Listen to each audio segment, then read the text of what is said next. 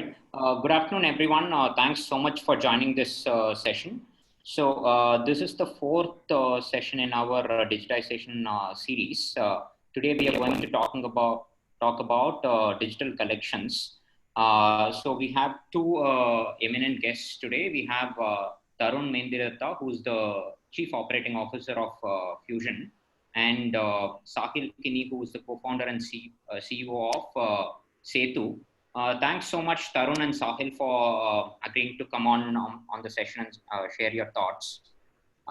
So what we'll do is, before we go on to the session itself, a couple of housekeeping items. One, the way in which we will structure the session is, for the first 5 minutes or so, I will give you an introduction to both our guests and also to the topic. And then we will have a conversation with the guests. Last 15 minutes or so, we will take your question and answers. During the session or during the Q&A session, please feel free to post your questions in the Q&A tab or in the chat window. So with that, let me introduce our guests. So the first guest for today is Tarun. As I told you, he is the Chief Operating Officer of Fusion Microfinance. He joined Fusion in June 2017.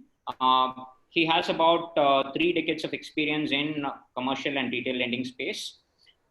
He has worked with companies such as SBI, GE Capital, and Citigroup before joining Fusion.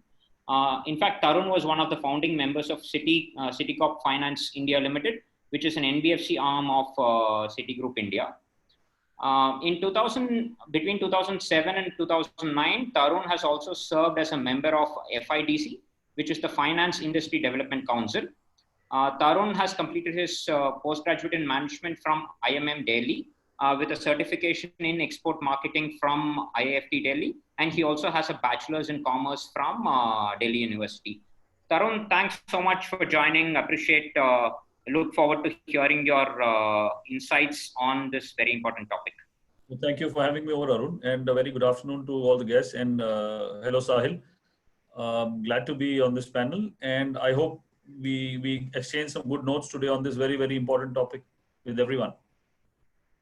Great, thanks. The next guest we have is Sahil Kini. Sahil is the co-founder and CEO of Setu. Setu, as you know, is a fintech that provides financial services through modular building block APIs. Sahil co-founded Setu in 2018.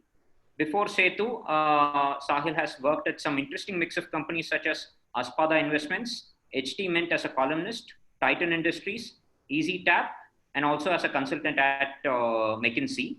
Sahil has worked with UIDAI during the formative days of Aadhaar in 2010 and 11. He's also an Indian Stack evangelist at iSpirit Foundation. Sahil is an engineer from IIT Madras. Sahil, thanks so much for joining. We would love to hear your thoughts of working with multiple institutions with Setu. Thanks for having me, Arun. Been a big admirer of the work that Dwara has done, and the previous avatar as IFMR as well. Happy to talk about a very important piece of, probably the most important piece of the lending cycle. And thanks to all the participants who are here. Look forward to a good discussion.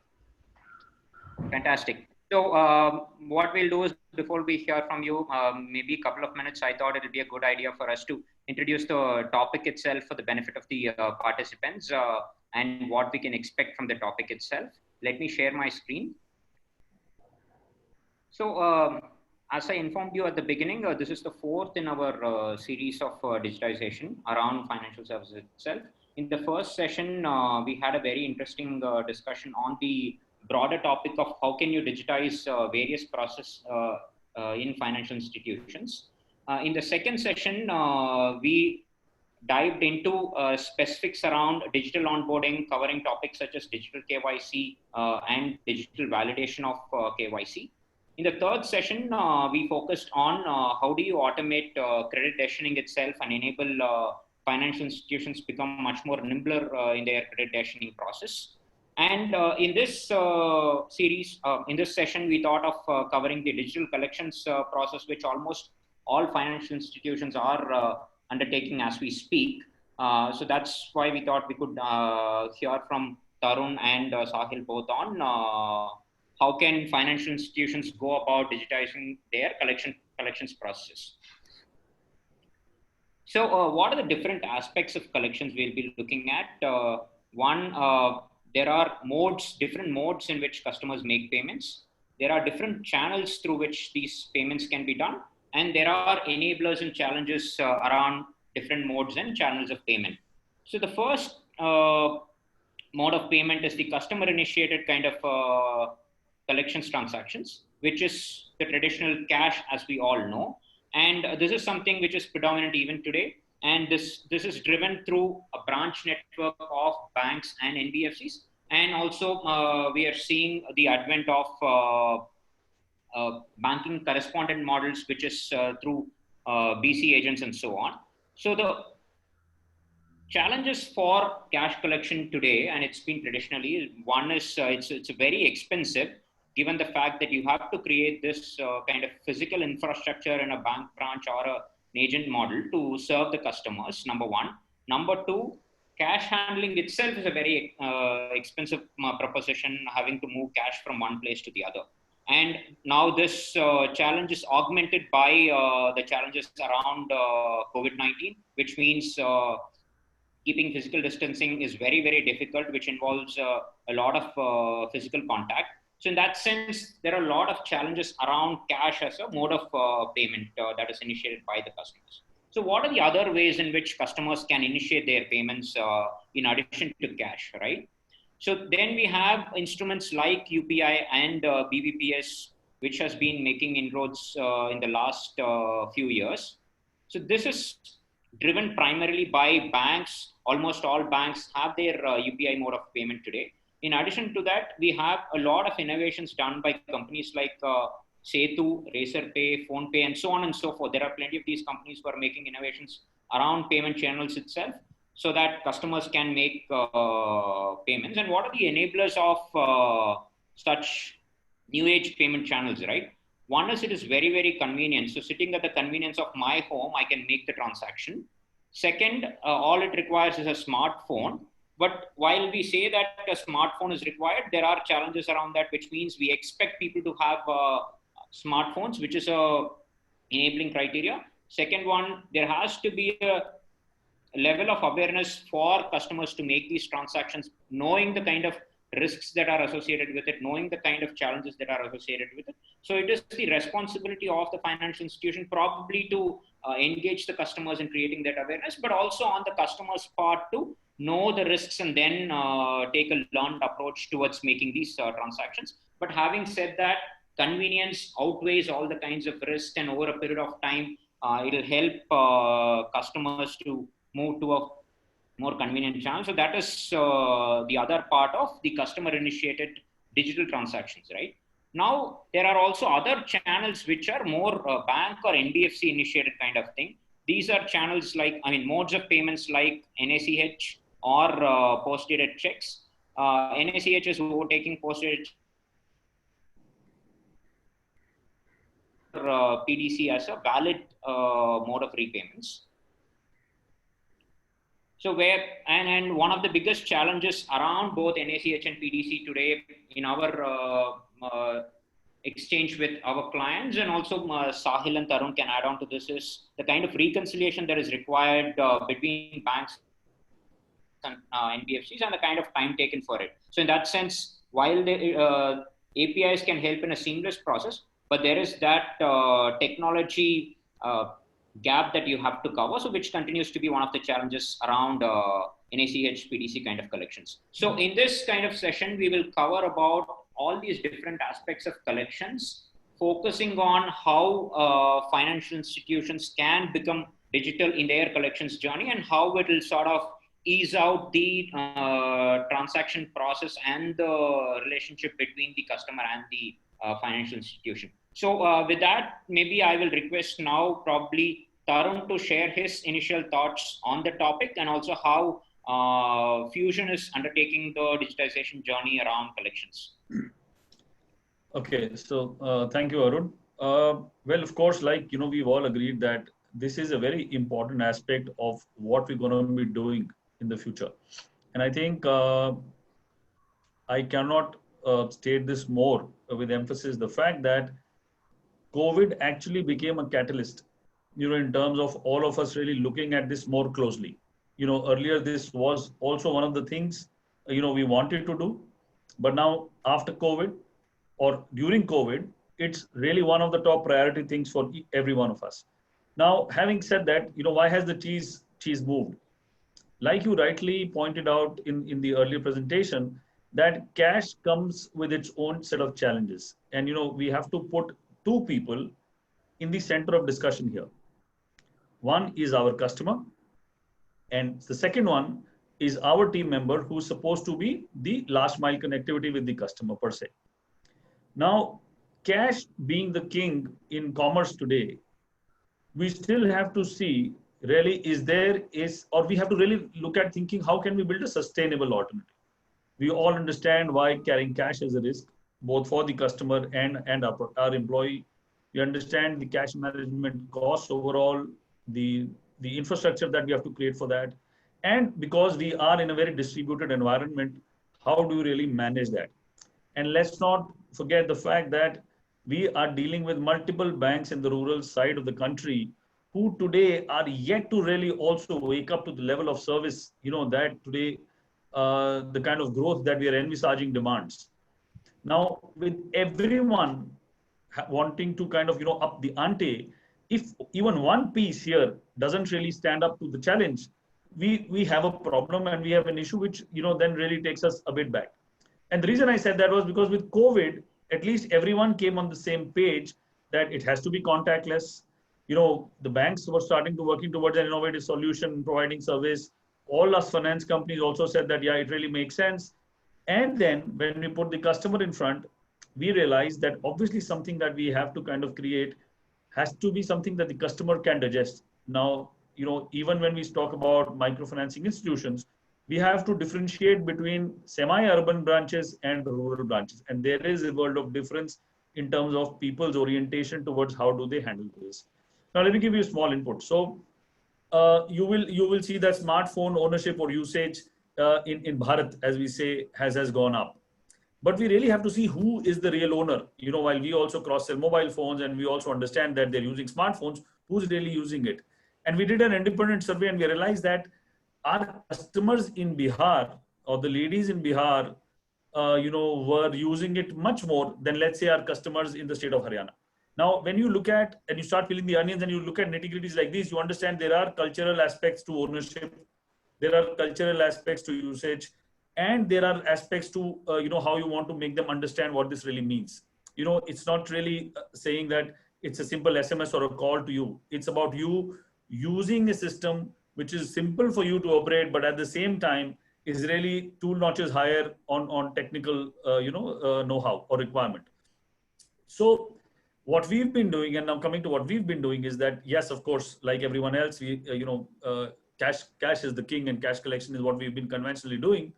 So first we graduated towards cashless disbursements just to get the system used to see, because what happens is when you are upping the ante on cashless disbursements, you're ensuring that all your customers are the ones who have bank accounts, or at least operating bank accounts, which are active. Then secondly, what happens is that once you're putting money into the bank, you are allowing them to get familiar with the usage of the account. Then when you're talking about, kind of grading them to understand what really cashless collection means and how it can be effected, that is the litmus test for all of us. So we've been working, with 1 or 2 partners, on solutions wherein earlier, what we were doing is when we collected a cash at the center, we wanted to cut the distance that my person had to travel with the cash. So we really made use of, partners' merchant points, and we deposited cash in there. So you really can't call it cashless collections, but to an extent for my leg of collection, it was cashless to a large extent. We kind of cut the risk, logistics risk or the operational risk by significant distance in some parts of the unit, the distribution network that we had. But now what we wanted to do is wanting to go a step further this year. And this has been also brought about largely by COVID, that we are wanting to enable a system where the customer sitting, at the convenience of her house can use her smartphone and link up via UPI message that I sent her, or a QR code which is there on her passbook, or there with her, and she can make that payment easily. So that is what we are wanting to graduate towards this year. So hopefully, this is a very long build for us, and we realize that. And still, like I said, today we are not shy to kind of not discuss it. So it's an elephant in the room we all wanting to kind of grab and get running, because we're willing to invest in this technology. We are willing to invest in this long build. We are willing to invest in the effort it takes to educate our customers as to how they can do it, because we know it's a win-win for all of us, for the customer, for us, for the economy as a whole. So that's where we stand today.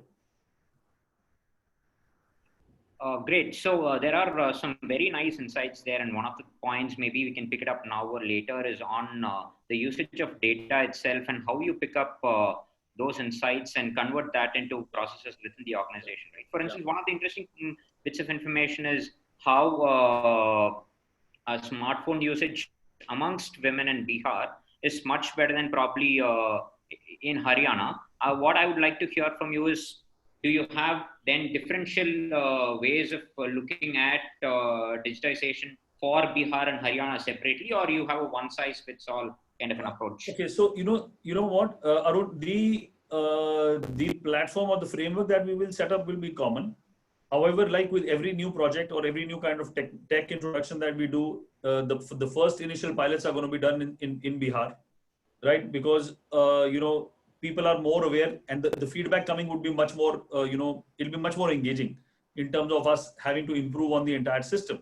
Also, the fact that you realize that their familiarization with the entire aspect of money coming to them digitally is much higher, because if you understand that their husbands or spouses or family members are the ones who work outside, so they send a lot of money through digital means, right? So they're already very familiar with it, and that's not so much the case in Haryana, right? And that's what the data threw up. So you're already familiar with the concept with using smartphones for receiving money. Now the question was, graduate you to paying money. So obviously they've we kind of did some kind of groundwork where we realized they use Google Pay, Paytm. I'm sorry, I'm naming them, but not in a particular reason of market share or something, but it's just those popular names which come to mind. So they are familiar using those applications or wallets, so to say. So that really gives us a lot of encouragement to say that yeah, maybe this is the way to take. And we, like I said earlier, I mean, whoever is probably in the business will know that this is a long build, and we are happy to get onto this path.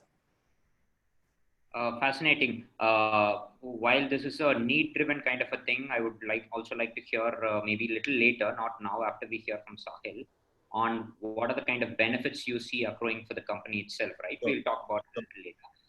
Coming to you, Sahil, given you work with multiple financial institutions on different aspects, where do you see financial institutions going on this collections journey, especially digitizing their processes? Yeah, I kind of look at it. Our first product, by the way, was in collections. We expected that it would be an important product, but then COVID.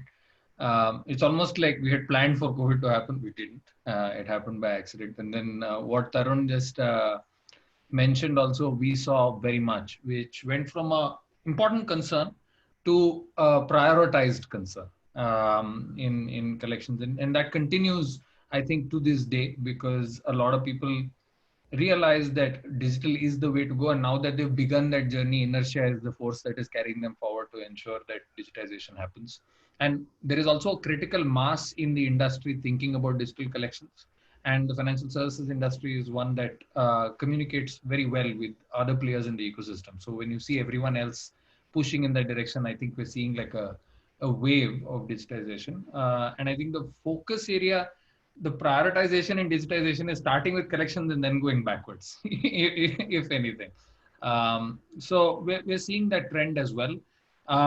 What we do, we are infrastructure providers, right? So we don't have a collection agency. We don't have, we are not a lender. We don't have any of these things. What we do is we provide connectivity for anybody, any biller And to us, lending is a category of billers. To me, their need is currently higher because of the situation that is there. But school fees, apartment maintenance, all the other categories, electricity bill, all of these are recurring payments in my abstraction, right? When I'm kind of looking at it from that perspective. So loans is a special category of recurring payments. Now, initially when we started work on this, the lenders had a point of view, and there are many different types of lenders. This is something that I want to kind of call out. You know, your microfinance institutions have gone through collections in a very different way than a traditional bank, for example, has, or the way a fintech has done, set up their collections. And that is a function of the size of their book, the type of customers, when they launched, what legacy infrastructure they have, etc., etc. And of course, sometimes it's central to the business model itself, right? Because when you're looking at a JLG kind of model, you're getting the groups together and going there, having a physical contact with the group and having that weekly regular meeting is a key part of the loan servicing process. And so collections was never really thought of, with a lot of microfinance institutions at least, as something that is separate. वो बाद में आता है. It is all part of the loan servicing process. You call for the meeting, whatever collection needs to be done happens in that meeting. So, and that's also why they had such low delinquency rates, because it was so beautifully tied together. And I will take Tarun's nodding as his assent to what I'm saying is correct, because I am not a microfinance expert, and so I'm going to stop talking about MFIs at this point, because the audience and Tarun knows a lot more about this. I'll pause on the MFI part, because I've worked with a couple of MFIs, but I've worked a lot more with fintech lenders and with banks, and I can give you an insight from how they looked at things. Right? For them, collections is a funnel, and for them, they want to ensure that that their objective is I want everything in automated pull payment. They don't want PDC. They don't want any janjat. They want guarantee that the money that they gave will come back to them. It is very simple in that sense. And agar wo nahi milega, so a lot of people don't even give the loan, right? Unless some extenuating circumstances present themselves, etc. So most of the lenders that we speak to will have NACH collected for 80 to 90 even % of their customer base. It could be e-NACH, it could be paper NACH, but it's NACH, right? Not non-microfinance, is it? Non-microfinance, yes, that's what I'm saying. I'm saying microfinance is a special case, and they have a special model because of their loan servicing model is different than what traditional lenders or even fintech lenders would have, right? So the funnel there is very different from the funnel in MFIs. In fact, MFIs initially weren't even too fussed about e-NACH, because like, what will I do? Paper presentment and NACH, mandate presentment and mandate execution, both mandate registration and mandate execution, both they will have very high degrees of failures for variety of reasons. So they were like, some people didn't even bother, and they were just like, I'm just going to run my cash collection model in the way I should. And that made sense for the pre-COVID world. It made a lot of sense. It's not like they were doing this out of any other reason. What I can tell you is, for the other set of lenders, right, they had 80+% of their customer base under NACH of some sort. They would have 80% because they would try and collect all 100%, but then mandate registration failures would happen for about 20%.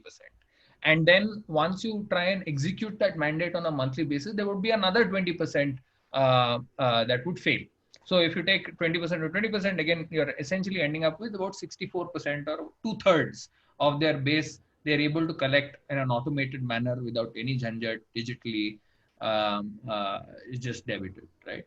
Now for the balance 1/3, there are several ways that they used to. So that would go into your collection funnel, your DPD funnel, right? So 0 to 7, they will send a payment link if the NACH thing fails after a repeated this thing. Once that payment link fails, they will start calling you and try and get that calling plus payment link would happen, and then finally it would go into some kind of recovery. What we kind of did is we gave them two weapons to deal with the 1/3. We said, all right, Your 2/3 that is there under Natch, that's great, good for you. It's working. It's it's an important part, and usko chute nahi hai. Let's not touch it right now. Let's look at the remaining 1/3. We'll do two things for you. We'll take you on to BBPS, right? Because BBPS is a category that's open. Lending is a category that's opened up on BBPS.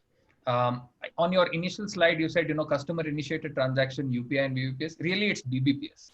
UPI is a payment mode. It's like saying credit card or debit card, right?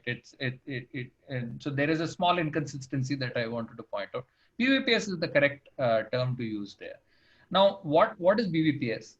BBPS is nothing but a network of payer apps on one side and billers on the other side. Now, the payer apps can be, there are over 400 payer apps on BBPS, by the way. So every bank's net banking app is a payer app. All the companies that you mentioned, Tarun, PhonePe, Google Pay, Amazon, Paytm, etc., they're all BBPS payer apps.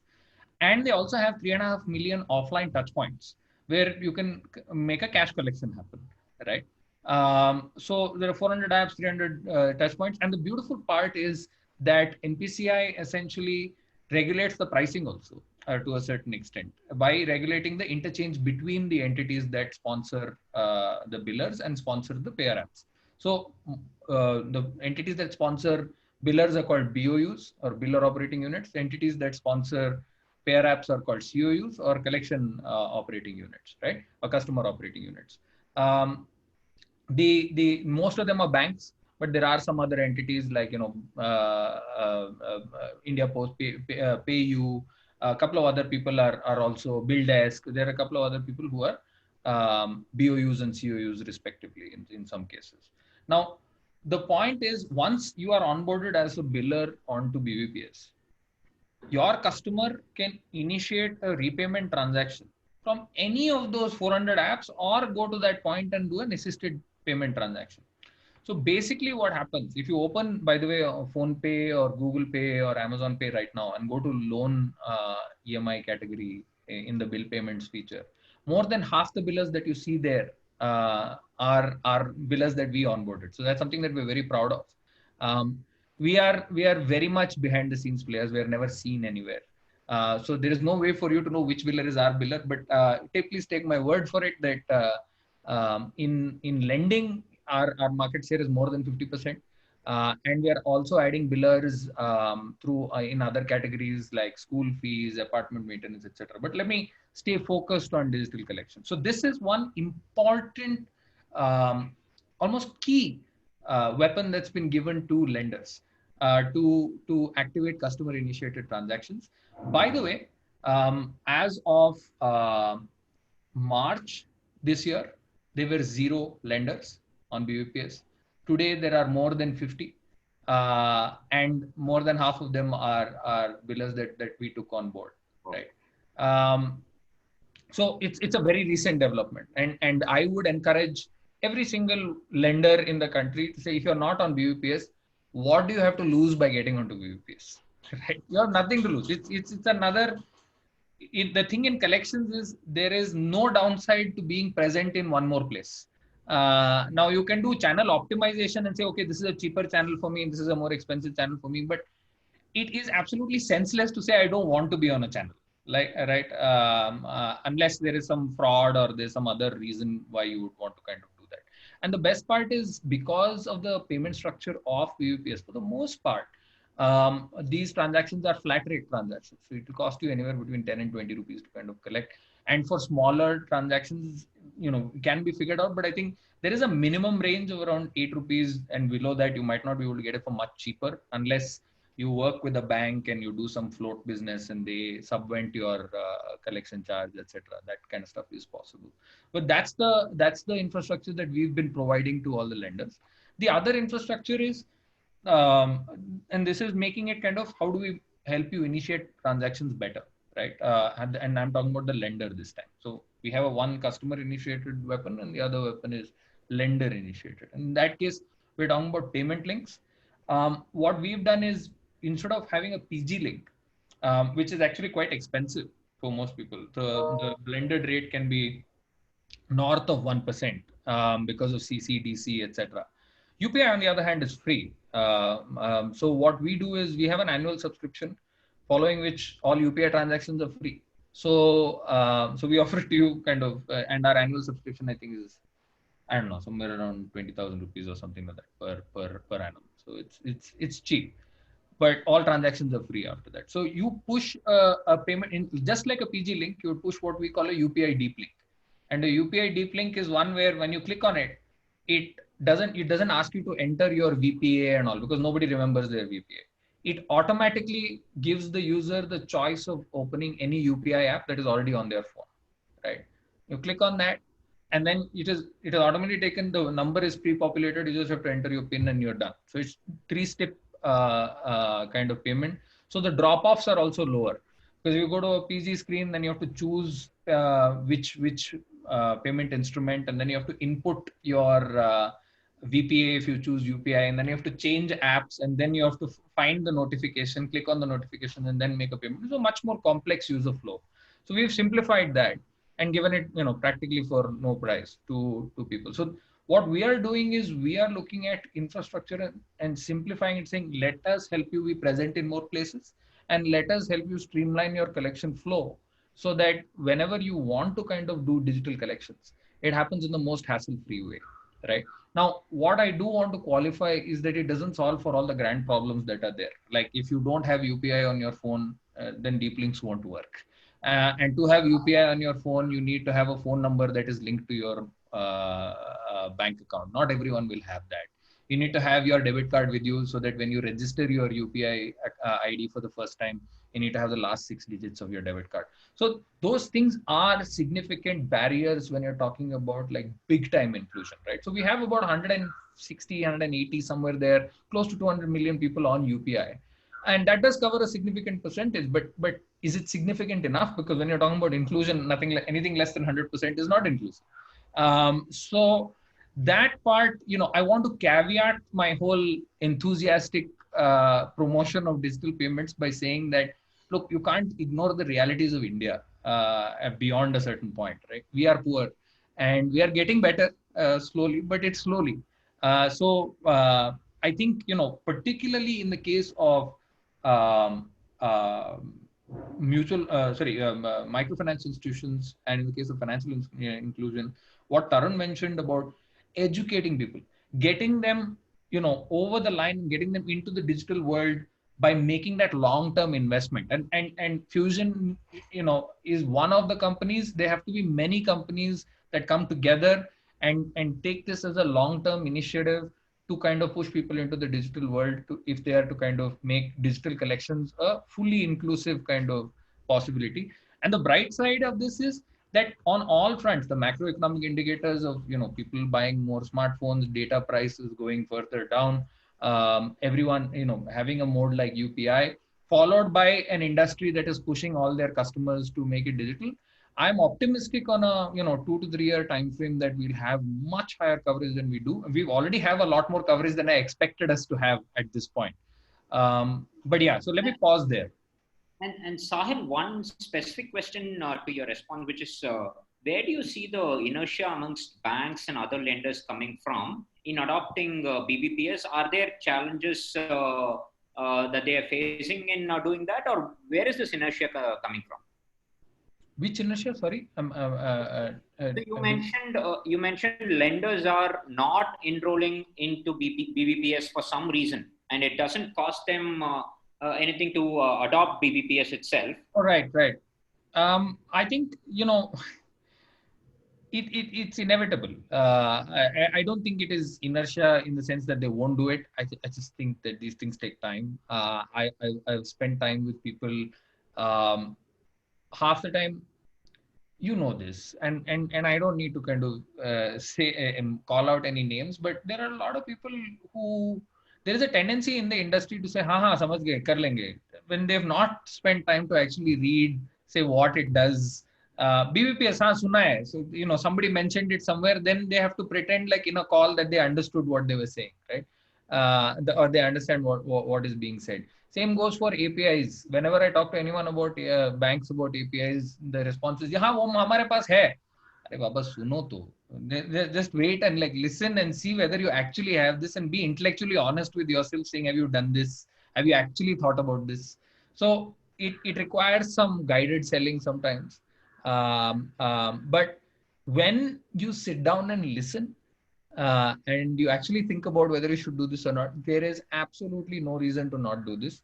The one thing that I can say is for MFIs in particular, and this is where I think an industry representation from MFIs might help to NPCI, for example, that the interchange that is there for this thing, right, is still fairly high. It's like we're talking about, I think, 5 rupees plus 50 paise plus something else. So we are talking well north of 6 rupees, even if you kind of load some small margin, say 6-7 rupees in that range per bill. That is the cost that is there right now. And if you come to us, we will add a little bit of margin and we will say, 10 rupees mein kar dijiye, please, because we are not going to do it for free.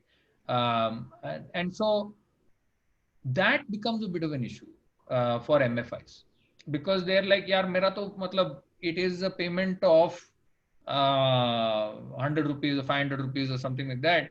10 rupees works out to 2.5%. So that's steep. That's steeper than payment links and etc. So what I would do is kind of that is one potential reason, but again, right, I would look at it differently. I would look at it as a point of view of customer is initiating, customer is coming to you and paying. What is, I mean, does it really make that much of a difference if that person is kind of initiating this transaction? So some people have to swallow it and come back, and they do, and then they carry on, because it is an important part of the journey. Other than that, I think it's just a matter of time. Sure. Thanks for those thoughts, Sahil. Appreciate it. Tarun, coming to you, I have a couple of specific questions around the collections experience as far as microfinance customers are concerned, because they are at the center of this whole thing, right?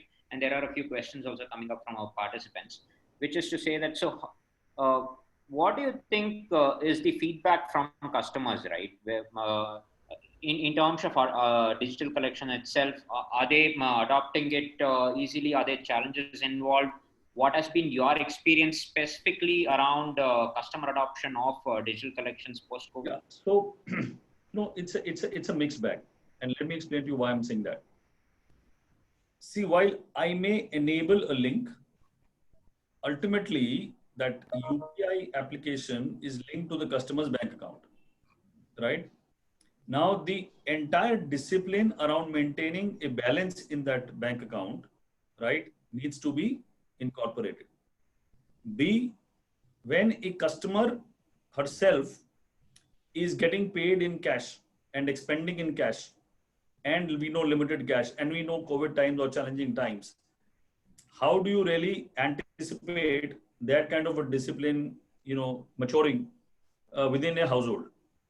So while we do that, so there are certain set of customers who enthusiastically said that yes, they'll be very, very happy to do this. And then we also know there are other set of customers, A, who probably not as familiar, have some or the other reservations about doing it, and C, also about maintaining those balances in the bank.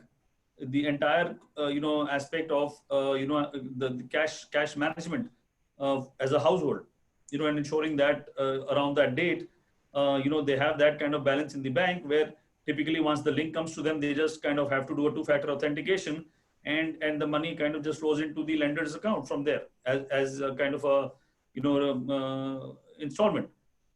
So we are currently getting a mixed bag of response. Like you said, we're in the process of initiating, walking down this path. We're wanting to pilot it. We've kind of shortlisted some of these pilot locations, and there, I think the response, I would say, the favorable response is anywhere between a 30 to 40%. That people are showing enthusiasm and keenness to say that yes, we'll be happy to do that. You see, like I think Sahil also mentioned the funnel. Now, while there could be initial enthusiasm and there could be initial positivity and openness towards this, but maybe the one transaction may go through, but the next may not. Cash le lijiye, or aaj nahi, kal, like that. So you're also better off as an organizer thinking, okay, let me take the cash that is there on the table and walk back, rather than waiting for a digital transaction to go through tomorrow or day after.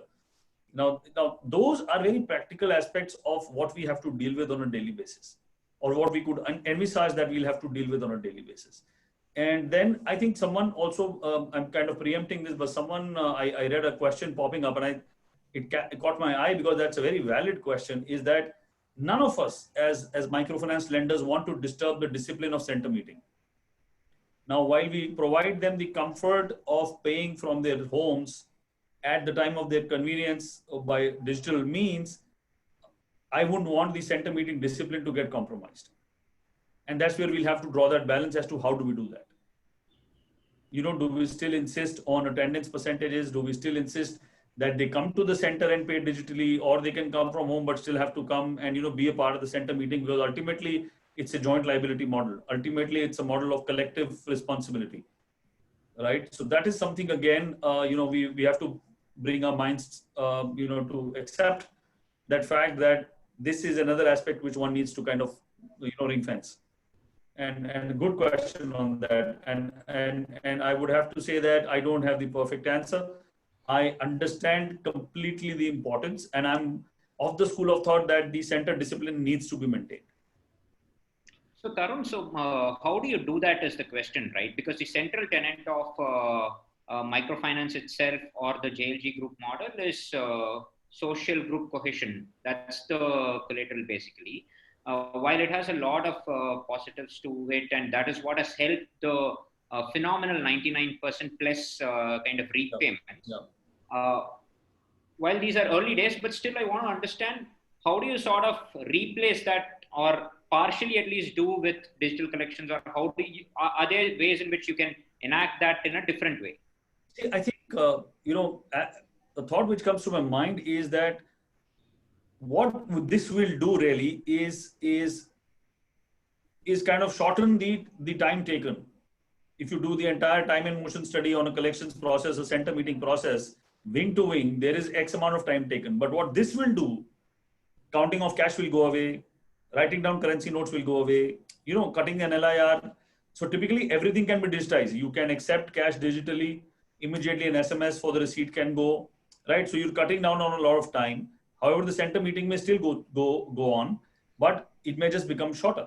So for you as a person, as a customer, you're able to go back to your farm, you're able to go back to your commercial outlet much more quicker. You save on time, and because you also deal with multiple financiers, and there are multiple center meetings that you attend, right? So, you know, there is a lot of time saved, and time saved is like money earned for them. And similarly for our team members, you know, a lot of risk is cut out. You know, customers' trust is built because the customer is actually putting money into our own loan account via digital means, because that's what been fed into that QR code or the UPI link. And then, you know, it's getting immediate acknowledgement, right? So, you know, all the gaps are being filled. The time is curtailed, and he can move on to the next center meeting. And typically the first half, which is, you know, for collections, they're able to cover a larger. So ours is a touch and tech industry. It's not so much tech and touch, it is more touch and tech. So typically, you know, growth will come from more coverage. Like he said, inclusiveness is when you reach about 100%, 30-40% is not inclusiveness. So, you know, and we all know there's a large mountain to climb as far as getting everyone served in this country. We are quite a few of countrymen are underserved, not served. So when we reach out to more people, we will need more kind of bandwidth, and this will help our bandwidth. This will build in efficiencies in the model. This will build in trust in the entire way that the collection process is conducted. So there are a lot of benefits to typically support this. And maybe Sahil, maybe you can pick up this question, and Tarun can add on to this. So given that the concept of group meetings and actually collections at the customer place is getting replaced by digital collections, what do you see the impact of the employees of these financial institutions involved in these roles, right? So have you heard from your customers in terms of how that has changed, and what is happening as far as employees are concerned? Right now, nothing has changed because it's still, it's a little bit in a state of suspended animation. Everyone is still secretly hoping that we go back to life as we knew it. I think it'll take a little bit longer. And, For and what is your prognosis? Do you think that will happen? That will go back to normal? Look, if it depends on what time frame you're looking on, but like I think it's very clear that in a long enough time frame, hell, if you take a long enough time frame, any human job that does not involve creativity will get automated away. So collections does not really involve creativity; it involves operational efficiency. It will get automated. Same goes for underwriting. Same goes for a bunch of other roles that are there. Um, Creativity, strategy, these things cannot be automated easily. But it's inevitable. I mean, let's not even pretend otherwise. Now the question is, will it happen 6 months from now or 2 years from now? I don't know. I'm not in the prediction business. I know what trends we are going, which direction we're going in. But what I can say is that even I can sense the thing with the center model. I don't think it should go away. I think that social cohesion, humans are humans. There are certain things that you feel answerable to someone when you see them in a way that is when you see them in person, which is even more than when you do when you see them over a screen, for example. So yes, I mean, you can do digital equivalents of this. I'm thinking off the cuff here, but you could have center meetings where you're essentially defining WhatsApp groups or whatever chat groups for every JLZ that is there, and you can pop up a video call on the phone itself and all of that stuff. But it's not the same thing. It's not the same thing, and I know Tarun will also agree with me. I don't know what the future for the JLG model is if this kind of social distancing stuff continues for a very long time. But something tells me that, even then for this model to work, you'll need something like that. Collections can be digitized from an operational efficiency perspective. I think regardless of whether you have a center meeting or not, that part is separate. That's a separate thing. That's operational efficiency. This is different. This is cohesion and drives the efficacy of the model and all of that stuff. So those are two different things in my opinion. What do you think, Tarun? Would you agree? No, absolutely. I was about to say that this is just one aspect of how we think the new normal is going to be. See, a new normal will get created. It always does. You look at history of the sector, it always does. It may take some time, and it may be the need of the hour, or it may be an improvisation brought about by one or set of companies, and then the other set of companies follow. But the point is that the cohesion is very important. That's the basis of that model, and that social cohesion or social partnership is what has been driving this. Now, if at all it has to get altered or changed, there will be more aspects than just the collection digitization. This is just going to be one aspect which may influence in a certain degree, but there could be 3-4 others, right? And I don't think we typically would want to bring that to the table right now, because we'll all want that this kind of phase to go away ASAP. But like I said, that there will be a new normal. So distancing will become a new norm. While can we maintain that distancing? Can we reduce the time? So there is a certain set of time that we spend in center meetings today. Can that be curtailed? And at the same time, the cohesion is maintained, and everyone's kind of doing the right thing by the book. And also trust is built, because trust is very important. Because what happens today is that, like I think you mentioned in your presentation, that the thing, there's an aura around digital security. If that gets broken, or if someone misuses it, it is very difficult to kind of build it back again with them. They will never want to use it once it is broken. So you have to be very, very sure what you're doing with that, and how you're kind of ensuring that that kind of trust is not broken, because that's hard-earned money. I mean, hard-earned money for anyone, anywhere. If it's misused or taken away by illegal means, and I would say, digital security fails somewhere, then it hurts.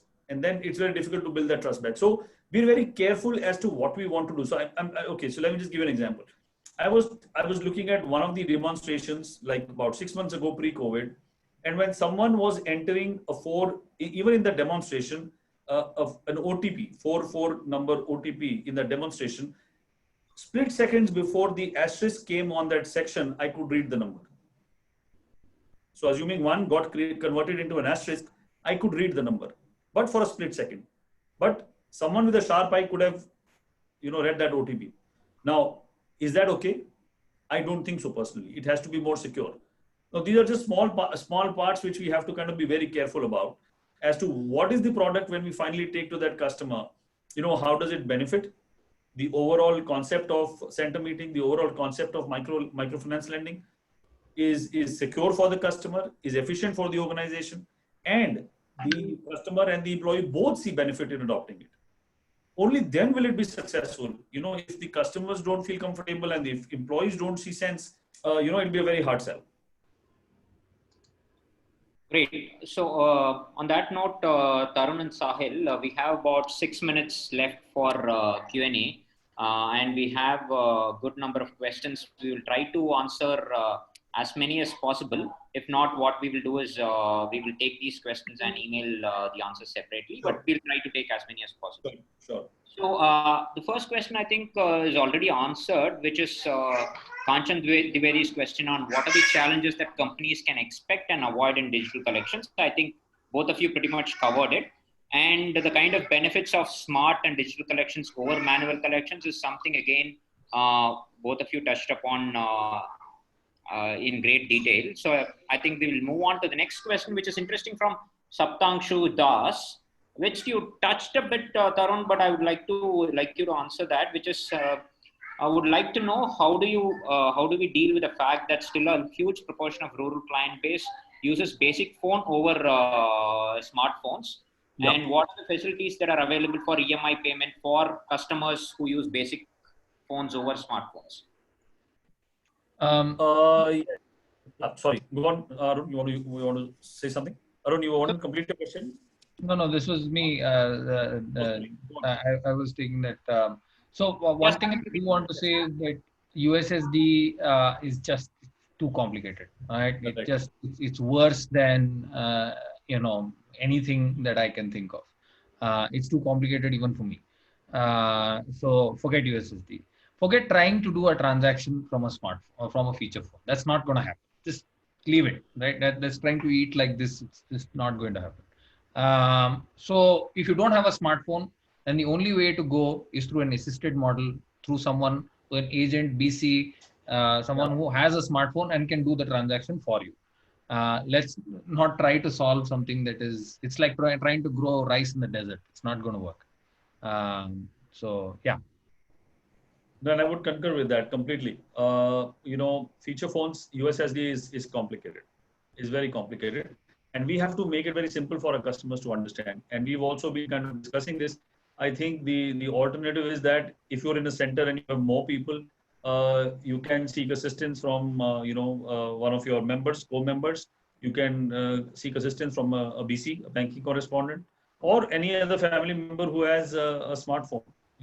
It's easier. It's just a question of saying that the entire family not using a smartphone these days today, especially with young kids in the family, is a little difficult to fathom. But yes, there will be many cases like that. But I'm sure over a period of time, as awareness grows, as benefit, try to see it. And these days, we are also having a lot of cheaper smartphones. You don't really need to be owning a phone which is like 15,000 plus or something. You have smartphones which are there between 3,000 to 7,000 as well. Right? So a smartphone is a smartphone. Yeah, I think that also answers another question from Badal Malik around USSD. So that answers. There are a couple of questions around the center meetings itself from Misha, Chella and Satya, which also we covered a little bit earlier. There is one interesting question from Ravi Ukatla. What he asks is, what drives the sanctity of center meetings if repayment is taken out of the equation? So right now, center meetings are around repayments, right? So do you still think if we take repayment out of it, will the attendance be the same? What do you think will be the impact? So like I mentioned earlier, and I think it was his question only which popped up on the screen. I read it and I realized it's a very pertinent question, that we have to ensure that the sanctity of the center meeting remains. While we will try and create ease from a payment standpoint, how do we really get them to kind of continue with the attendance, the cohesiveness that he mentioned, and to kind of attend together just to be ensure that everything is working and okay in the center. The only thing which will change probably is the time taken for the center meeting, and that should really be the objective. The rest should be like making some things seamless while conducting a center meeting, and the collection process, the process of counting currency, collecting currency, turn by turn. So I count currency for one, then for the second, then for the third, like that. Rather than everyone pays digitally, cut, and it's all done in a few seconds, right? So I'm saying those efficiencies have to come in. And I'm obviously not of the school of thought that we should change anything else about the center meeting. Yes, unless we really kind of look at some other model, like I said, there could be a new normal where we still maintain the sanctity and also have efficiencies baked in. But like I said, I don't have a perfect answer today. I'm happy to share as we go along with our experiences, or maybe happy to learn from their experiences. Sure. Maybe we'll take one last question, which is also very important to address here. And I will sort of request Sahil to take this question.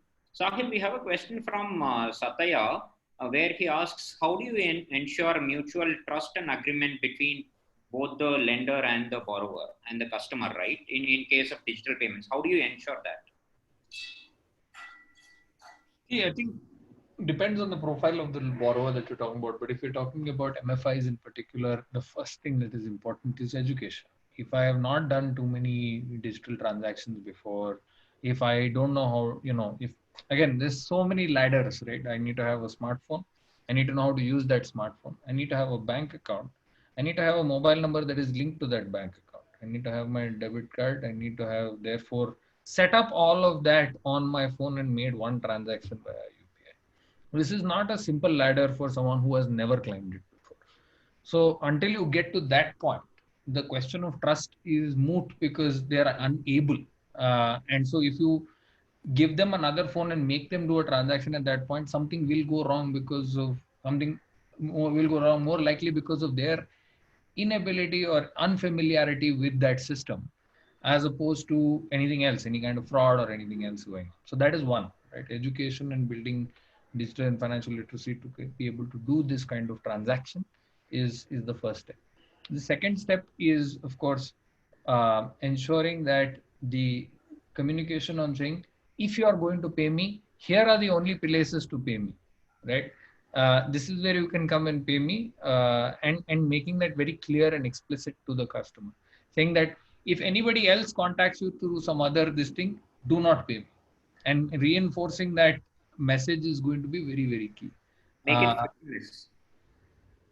Sorry? Make it frictionless. Yes.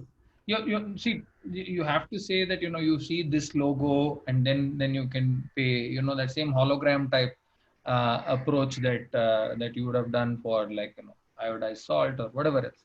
So you've got to make it very simple for them to recognize what is a genuine source versus what is a fraudulent source.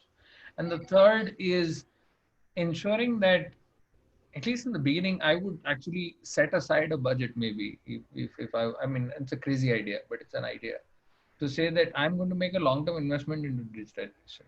And to that extent, for people who have genuinely been defrauded in the process of making this transaction for whatever reason, right? I will actually keep aside a small amount of money to see if I can refund them in that particular case, or I will do whatever I can to reduce fraud in some case. So to reinforce trust, to say, if something goes wrong, also you have recourse, and me as lender or somebody else will help you ensure that unless you are defaulting or this thing, आपकी एक दो नादान गलतियों से you should not suffer, right? Really, that's what it comes down to, because it's the same thing. They have, you don't want to feel stupid. These guys they're not stupid, right? But when you're given something new and complicated and say, ab chalao, then they feel that way. And the most important thing is, trust is there when you feel confident, right? When you feel unsure of yourself, when you don't know what you're doing, it's very hard to trust someone. But when you feel more sure of what you're doing and you feel smart about what you're doing, then it becomes easier to trust people in that transaction. So I think it requires a fair bit of empathy as well to take them through that journey. So on that note, I think we have completely overshot our time. So thanks so much to all our participants for logging in today and joining us in this very important conversation. Also, thanks so much to both Tarun and Sahil for agreeing to come on board and share your fabulous insights. It's been very, very enriching for me personally, and I'm sure our participants would have learned a lot and had a lot of takeaways from today's session. What we'll also do is this conversation and all the past conversations, we will add it to the show notes, and when we share the link with you, you can also find it on our LinkedIn and Twitter pages. We would love to hear your feedback as well, so please feel free to share with us. On that note, Tarun and Sahil, thanks so much once again. Appreciate it. Thanks for joining. Thank you so much, Arun. Thank you for having us. This over, and thank you to all the people who are attending this for their patience. Thank you. And for the lovely questions. I hope we answered them. Absolutely. Oh yeah, absolutely. Thank you. Thanks so much. Thank you.